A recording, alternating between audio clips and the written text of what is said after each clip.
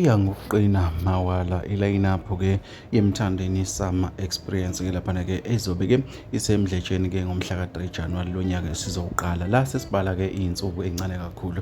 Umthandeni-ke sededela ilayinaphu-ke enobaba abahlonishwa kakhulu endimeni kaMaskandi-ke esibabiza ngobaba abadala-ke. Sikhuluma-ke ngayo-ke laphana-ke uShwi noMtekhala-ke laphana-ke.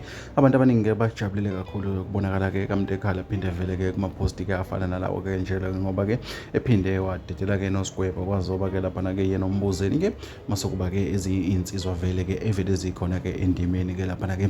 Abantu abaningi-ke bajabulele kakhulu-ke ukubona ukuthi-ke uShwe noMtekhala-ke bazophinde bahlangane-ke emdletsheni-ke laphana-ke. Sikhumbule ukuthi-ke kwi-launch kaMtekhala-ke laphana-ke sabona into esingakaze siyibone yamehlo, bakhombisa-ke ukuthi-ke abananqa noma-ke kubanjiswene kuyasetshenzwa njengoba-ke uMtekhala-ke wayenza i-launch yakhe-ke laphana-ke wafika futhi uShwe wazomeseka uza kwabo. Uthi umthandeni-ke iyalandela-ke nakanjani-ke enye ilayinaphu-ke ezobe ishisa engeyokugcina ngqi kulo mcimbi wakhe-ke ongeyi-3 January. Siba nensuku bafowethu ngoba namhlanje-ke sithi-ke umhla ka-21-ke laphana-ke lo mcimbi ungomhla ka-3 nje January. Sazi-ke ukuthi yozala nkomo thina-ke sizolokhu sikucathulisa sikuthatha sikubeke njengoba kunjalo-ke khona la kwisiqiniseko esemedia sikuthembisa ukuthi-ke mekukhona okunye futhi-ke okuvelayo sokuletha njengoba-ke kushisa kunjalo. Kodwa-ke ezimnandi ezokuthi-ke uMtekhala uzobe khona kulo mcimbi kanjalo-ke noShwi ongabantu-ke abadala abaziwa kakhulu endimeni kaMaskandi ahlangane kwezinye.